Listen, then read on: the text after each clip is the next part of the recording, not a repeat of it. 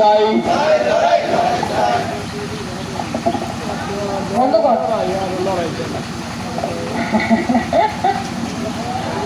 বন্ধুগণ, আমরা একটু শুরুতে আমরা আজকে বেল্লাল ভাই নাই এখানে, বেল্লাল ভাই থাকলে ভালো হতো।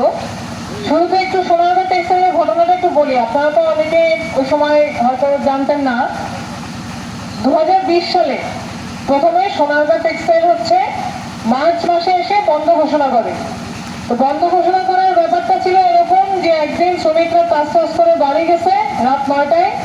সেই দিন হচ্ছে নাইট শিফটের যারা, তারা যখন বের হয় তখন দেখে যে কারখানায় একটা নোটিশ লাগানো যে আজ থেকে কারখানা বন্ধ। মানে সরকারি একটা নিয়োগ বিজ্ঞাপন দিয়েছিল, মনে আছে, যে হচ্ছে সবকিছু বন্ধ থাকবে। সব কারখানা খোলা ছিল, কিন্তু সোনারগাঁ টেক্সটাইল বন্ধ করছে। এবং বন্ধ মানে অনির্দিষ্টকালের জন্য বন্ধ ঘোষণা। এবং সেখানে শ্রমিকের যে পাওনা দাওনা দেওয়ার কোনো বিষয়, সেগুলো কিছু সেখানে লেখা ছিল না। তো শ্রমিকরা যারা বের হয়েছে তারপরে ঢুকতে দেয় নাই সকাল 9টার পরে। এরপরে হচ্ছে সেখানকার শ্রমিকরা প্রথমে সেই সময় 2020 সালে তো মেয়র ছিল সাদেক আব্দুল্লাহ, তার বাসায় গেছে। তার বাসায় যাওয়ার পরে ঢুকতে পারে নাই। তখন আওয়ামী লীগের যে অন্যান্য নেতা তাদের কাছে গেছে, সবাই বলছে যে এটা আমাদের কিছু করার নাই, করোনা হয়েছে, তোমাদের মালিক বন্ধ করছে, এটা আমাদের কিছু করার নাই। বিএনপি ওই সময় যারা নেতা তাদের কাছেও তারা গেছে। পরে তারা আমাদের অফিসে আসলো, আসার পরে আমরা কর্মসূচি ঠিক করলাম। এরপরে সোনারগাঁর সাথে সম্পর্ক শুরু হলো এপ্রিল মাস থেকে ডিসেম্বর মাস, মানে মার্চ থেকে শুরু। মার্চ থেকে আমাদের মুক্তিযুদ্ধ শুরু হয়েছিল কোন মাসে? 26শে মার্চ নাকি? সেলিম ভাই একটা কথা বলছে, দ্বিতীয় স্বাধীনতা। স্বাধীনতা কখনো দ্বিতীয়বার হয় না, স্বাধীনতা একবারই হয়। আমাদের স্বাধীনতা 71 সালে হয়েছে। অনেকে যারা দ্বিতীয় স্বাধীনতা বলতে চায়, সেটা ভিন্ন উদ্দেশ্যে বলতে চায়। কারণ যারা আমাদের দেখবেন যে আমাদের মুক্তিযুদ্ধের যারা বিরোধিতা করছে, ওদের কাছে তো 71-এর স্বাধীনতাটা পছন্দ হয় না। ওরা আবার এসে এখন একটা দ্বিতীয় স্বাধীনতা বললা নিজেদের ক্ষত একটু মলম লাগানোর চেষ্টা করে। সেলিম ভাই হয়তো শুনছে বলছে, কিন্তু অনেকে আছে যারা এই কথাটা আনছে সেই জন্য। তো মার্চ মাসে যে যুদ্ধ শুরু হয়েছিল, ডিসেম্বরে শেষ হয়েছিল 9 মাস। সোনারগাঁ টেক্সটাইলও এই 9 মাস তারা যুদ্ধ করছে। প্রথমে তারা টানা কিছুদিন কারখানার সামনে অবস্থান করছে। তারপর যখন কারখানার সামনে টানা কতদিন থাকবে, 2 মাস থাকবে, 3 মাস থাকবে, তারপর বালি টালি ফেলাইয়া তালা মাইরা তারা হচ্ছে সেখান থেকে আশেপাশেই ছিল, সবার তো বাসা বাড়ি আশেপাশেই প্রচুর মানুষের। তারপরে যখন দেখা গেল মালিক করছে কি, ওই বালি সরাইয়া এক রাতে নতুন বায়ার আনছে কারখানা দেখাইতো। মানে একদম আপনাদের মতো ঘটনা, মালিক কারখানা বেচবে এরকম অবস্থা। তো সেই বায়ার আসছে ভেতরে, গাড়ি নিয়ে ঢুকছে ভিতরে। শ্রমিকরা খবর পাইছে, খবর পাইয়া তারা এসে আরো 2 ট্রাক বালি ফেলাইয়া এবং কারখানায় নতুন তালা দিয়ে তারা বাইরে অবস্থান শুরু করছে যে গাড়ি বেরোতে পারবে না। 1 মাস ওই অবস্থায় ছিল। পরে যে বায়ার আসছে এখন তারও গাড়ি বের করতে হবে। আর যে মালিক, সে তো বায়ারকে দেখতে নিয়ে আসছে যে আমার কারখানা কিনে লেগে যাও, আর সেও পড়ছে বিপদে। এই বিপদে চাপ দিয়া আমরা তো এর মধ্যে রাস্তা অবরোধ করা হয়েছিল মনে হয় অন্তত 5 বার, মহাসড়ক ওইটা। ফলে ধরেন এর পরে এসে একটা বৈঠক হয়, ওদের যে বেতন, সেই সম্পূর্ণ বেতন ওদেরকে পরিশোধ করছে।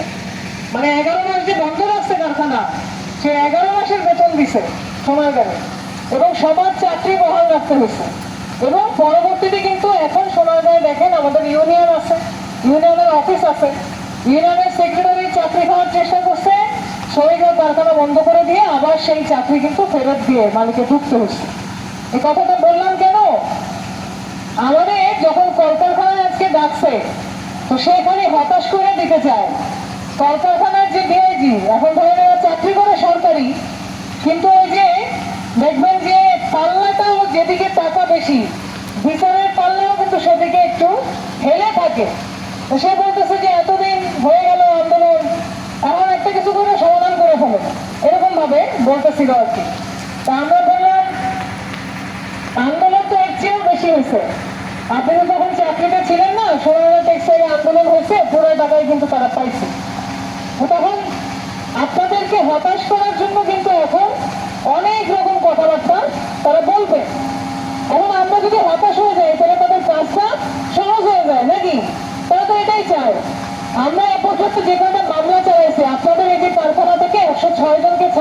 2020 সালে। 2020 সালে চাকরিতে ছিলেন কে কে এখানে?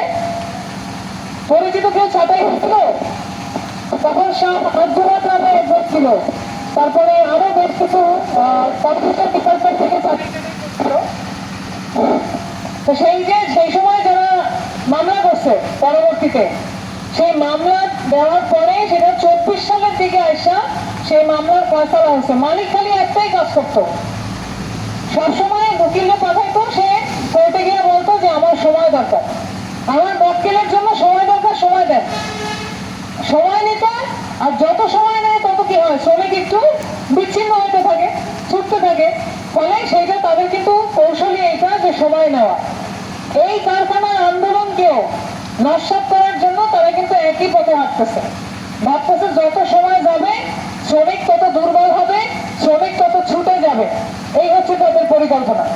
কারণ আমরা তাদের পরিকল্পনা কি বাস্তবায়ন হইতে দিব? যদি বাস্তবায়ন হইতে দেই তাহলে আমার কোনো কথা নাই। এখানে ধরেন আমরা যেটা চাই, আজকে কলকারখানা বলতেছে আপনারা তো সুপার গ্লু শ্রমিকগুলো আটকে রাখছেন না, এটা ছুটতে যাইতো। মানে খুব আফসোস যে এখানে কেন শ্রমিকরা এখনো ছোটে না, কেন শ্রমিকরা চলে যায় না, কেন আফসোস। এই আফসোস তো কলকারখানার আফসোস না, এই আফসোস তো মালিকের। মালিকের কথাটা অনেক সময় অনেকের মুখ থেকে বের হয়, আমরা তো সেগুলো বুঝি। আজকে আপনাদের নেতাদেরকে জিজ্ঞেস করে যে আপনারা কতটুকু ছাড়তে পারবেন, কি কি ছাড় দিতে পারবেন, এই কথা জিজ্ঞেস করে। নেতারা বলছে আগে টেবিলে বসেন, টেবিলে বসার পর তখন আমরা কি ছাড়বো না ছাড়বো সেটা টেবিলে ফয়সালা হবে নাকি। ফলে ছাড়া না ছাড়ার প্রশ্নই তো নাই, কিন্তু কিছুই ছাড়বেন না এ করলে যদি মালিক না আসে। সেই জন্য আগে তো মালিককে আনতে হবে, নাহলে আমরা হচ্ছে সেইভাবে অনেকক্ষণ ধরে কথাবার্তা বলার পরে তারা সময় ক্ষেপণ করতে চাইবে। কিন্তু আমরাও সময় নিলেও, ধরেন আমাদের তো 2 মাস হবে 11 তারিখে, এই বন্ধের 2 মাস হবে হচ্ছে 11 তারিখে। তা আমরা বলছি যে এর আগেই আমাদের ফয়সালা দিয়ে দিতে হবে। মানে আমরা তো তখন 2 তারিখের কথা বলছিলাম, এখন তারা যেটা ইস্যুটা সামনে নিয়ে আসছে যে 5ই আগস্ট। আপনারা জানেন যে এখন যে নতুন সরকার আসছে, ফলে 5ই আগস্ট তাদের কাছে একটা বিষয় অবশ্যই, যেহেতু আগের সরকারের পতনের দিন, এই পতন না হলে তো এদের উত্থান হইতো না।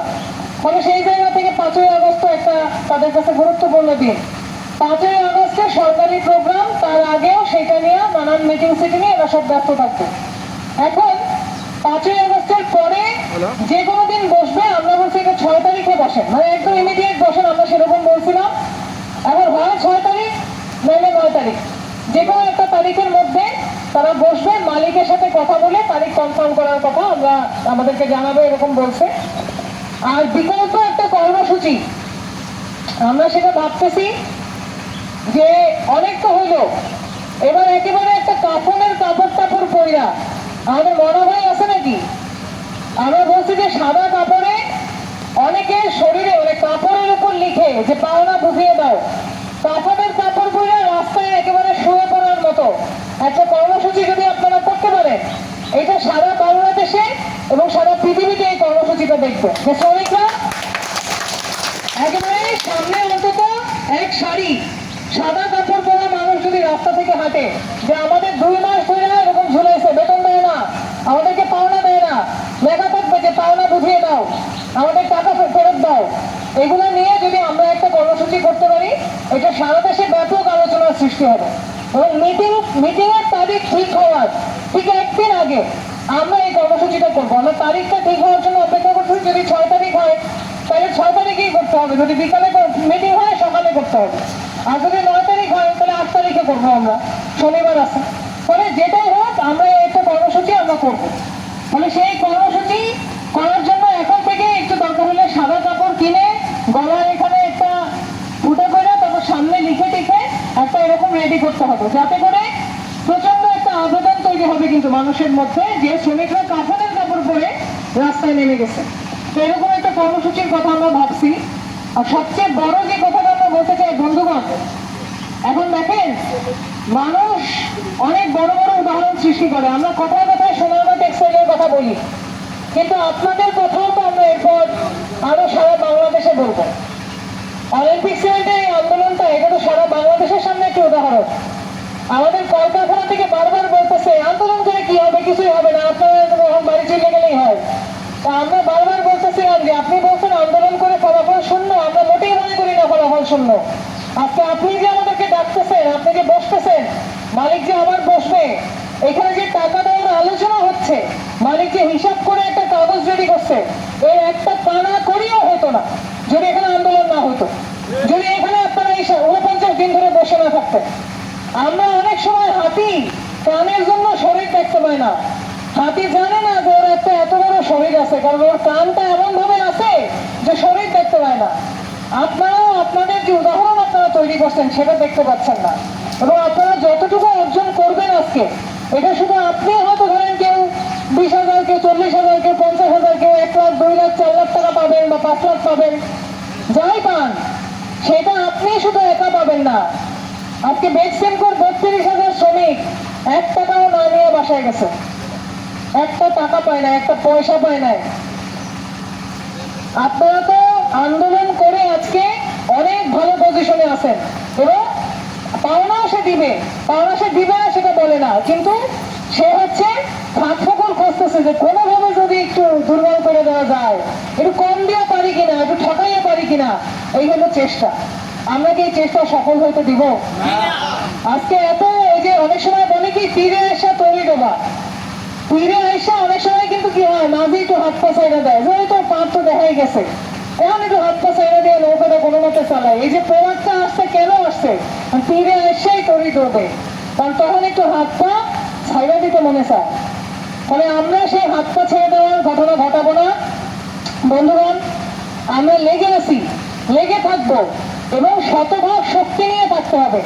আমরা যদি এরপর একটা কর্মসূচি করি, আপনি তো আজকে একা আসেন, যে বোন এখানে আসেন তার স্বামীকে নিয়ে আসতে হবে, এবং কি এমনকি ছোট ছোট বাচ্চাও যদি থাকে, যেদিন আমরা এই মিছিলটা করবো সাদা কাপড় পরে, সেই দিন কিন্তু পরিবারের সবাইকে নিয়ে আসতে হবে।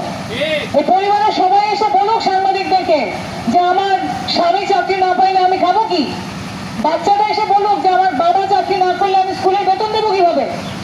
এগুলো বলতে হবে, এগুলো মানুষের সামনে আনতে হবে। মানুষ শ্রমিকদেরকে চোখে দেখে না। আপনারা সাধারণে মিছিল না করলে আপনাদের নিউজ কেউ দেয় না পত্রিকায়, কারণ মালিকরাই সব পত্রিকার মালিক। এই সমস্ত পত্রিকা কোনো শ্রমিকের পত্রিকা আছে? শুধুমাত্র হয়তো যে আমাদের মতো কয়েকটা দলের যে পত্রিকা সেইখানে শ্রমিকদের নিউজ থাকে। শ্রমিকদের নিউজ কোনো মালিক দিতে চায় না। কেন দিতে চায় না? তার ফ্যাক্টরি, তার কারখানা, তার প্রতিষ্ঠানে শ্রমিক আছে না, সেই জন্য আজকে দিতে চায় না। এখন আমরা মনে করি যে আমাদের মধ্যে যে শক্তি আমরা এতদিন ধরে দেখাইছি, সেই শক্তিটা কিন্তু আরো কিছুদিন ধারণ করতে হবে। আমরা বলি না এখানে অনন্তকাল আমরা এখানে থাকবো, এটা আমরা বলি না, কিন্তু যে বৈঠকের তারিখ ঠিক হয়েছে সেই বৈঠক পর্যন্ত আমাদের আন্দোলন অবশ্যই চালিয়ে নিতে হবে। তারপরে আমরা একটা ভিন্ন ধারণা চাইতে পারি। সেটা ধরেন আমরা সোনারগাঁর ক্ষেত্রে যেরকম ভাবে গেছি, বালিপাড়ায় গেছি, কিন্তু আমাদের তো একটা প্রতিশ্রুতি লাগবে ভাই। আমাদেরকে কোনো কথাই কইল না আমরা কি কারখানা ছেড়ে দিতে পারি? আমাদের মধ্যে অনেক চিন্তা আসতে পারে, কিন্তু আমাদের একটা এতদিনের আন্দোলনের একটা ফলাফল নিয়ে তারপর তো আমরা বের হবো। ফলে মনকে দুর্বল করবেন না। বনের বাগে খায় না, মনের বাগে খায়। হ্যাঁ, আজকে এখন অন্য কোথাও যদি আপনি চাকরিও করতেন, এই টাকাটা যেটা পাবেন, আপনি তো একটা টাকা পাবেন, সেই টাকাটা হাতে নিয়েই তো আপনি এখান থেকে যাবেন। ফলে সেই টাকার শুধু চিন্তা না, অনেকে আছে অনেক বেশি টাকা পাবে না, আবার অনেকে একটু বেশি পাবে, যে কম পাবে সে চিন্তা করে আমি তো বেশি পাবো না, আমার দরকার কি।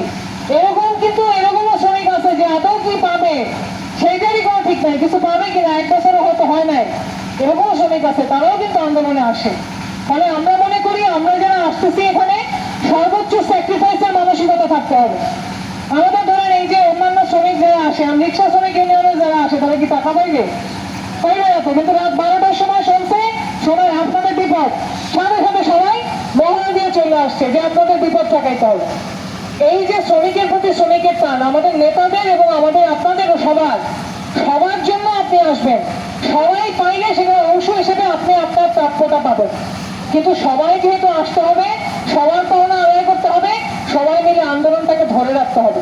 কোনোভাবে আলাদা করা যাবে না, কোনোভাবে দড়ি ঢিল দেওয়া যাবে না। ওই পাশে মালিক তার সৈন্য সামন্ত নিয়ে দাঁড়িয়ে রয়েছে, আপনি একটু ঢিল দিবেন, দড়ি তার দিকে সে পুরোটা নিয়ে চলে যাবে। একটা পয়সাও সে দিবে না কাউকে। তাহলে আমরা আন্দোলন এতদূর নিয়ে আসছি, আমরা সামনেও আন্দোলনটাকে জয়যুক্ত করব। কিন্তু মালিক যে কৌশলে নিক না কেন, আমাদেরও কিছু কৌশল আপনাদের নেতাদের মাথায় আছে। এইবারের বৈঠক পর্যন্ত আমরা কর্মসূচি যেমন রকম বাইরে রাখবো, আমাদের মাথায় আরো কিছু চিন্তা আছে, কিন্তু বৈঠক পর্যন্ত আমরা নিতে চাই। এবারের বৈঠকে আমরা একটা চূড়ান্ত ফলাফল আনতে চাই, এবং সেটার জন্য যা যা করা লাগে সেটা আমরা সেদিন করব। কিন্তু আপনারা আন্দোলনটা যদি না রাখেন তখন কি জোর থাকবে? এখানে ফ্যাক্টরি যদি আপনাদের হাতে না থাকে তাহলে মালিক হয়তো বসবেই না। তো মালিককে বসানোর জন্য কিন্তু কারখানার দখল এটা রাখতে হবে। জীবনে কোনো কিছু দখল করছেন জমি টমি? করেন তো নাই। তো কারখানা তো আপনার কারখানা, এই জন্য দখলে না রাখতে পারলে আপনার প্রাপ্য সেটা আদায় করা যাবে না। সেই জায়গা থেকে বন্ধুগণ, আমরা অনেক শক্ত হয়ে আসি। সিমেন্টের শ্রমিকরা সিমেন্টের চেয়ে কম শক্তি দেখায় নাই, কংক্রিটের মতো শক্তি আপনারা দেখাইছেন। এতদিনে একটা কোনো গ্যাঞ্জাম হয় নাই কারখানার মধ্যে, একটা কোনো ভাঙচুর হয় নাই। এগুলো আপনারা কি যে তৈরি করছেন এখানে উদাহরণ, সেটা বাংলাদেশে এরকম উদাহরণ নাই। তবে আমরা এই উদাহরণটা একটা সফল সমাপ্তি চাই। আমরা এখান থেকে আমাদের অধিকারটা বুঝে ফিরতে চাই। সেই জন্য সবাইকে একটু ধৈর্য ধরে এবং ধৈর্যের পাশাপাশি সহ্যও থাকতে হবে। এখানে উপস্থিতির ক্ষেত্রে আমরা বলবো, এখানে কিন্তু আমরা যখন টেবিলে বসবো, অফিসার সিকিউরিটি সবার কথা কিন্তু আমরা সেখানে বলবো। ওরা কিন্তু বারবার আলাদা করতে আগেও চাইছে, এখনো চাইবে। সেটা কিন্তু শ্রমিকরা হইতে দেয় নাই এবং সামনেও দিবে না। সেই জন্য একটু রাতে দিনে আমরা বলবো সবাই, সিকিউরিটিরাও, অফিসাররাও, আমাদের শ্রমিকরাও সবাই মিলেই এখানে কিন্তু কারখানার একটা প্রোটেকশন বলেন, কারখানাকে এখানে আপনাদের যে একটা অধিকার রাখা সেটা বলে, সেই কাজগুলো করতে হবে। ফলে সেই জায়গায় সবাই একটু সর্বোচ্চ সিনসিয়ারিটির সাথে, সর্বোচ্চ আন্তরিকতার সাথে কারখানার এই আন্দোলনকে আমাদের চালিয়ে নিতে হবে, জয়যুক্ত করতে হবে। যত কূটকৌশল আসুক, যত ষড়যন্ত্র আসুক, আমাদের একটাই মন্ত্র, সেটা হচ্ছে একতা। ওরা যা করুক, ওরা যত নোংরামি করবে, আমরা সবাই ঐক্যবদ্ধভাবে সেটার জবাব দেবো। ওরা যত রকম ষড়যন্ত্র করবে, আমরা এক থেকে সেটার জবাব দেবো। এইটার কোনো বিকল্প নাই বন্ধুগণ।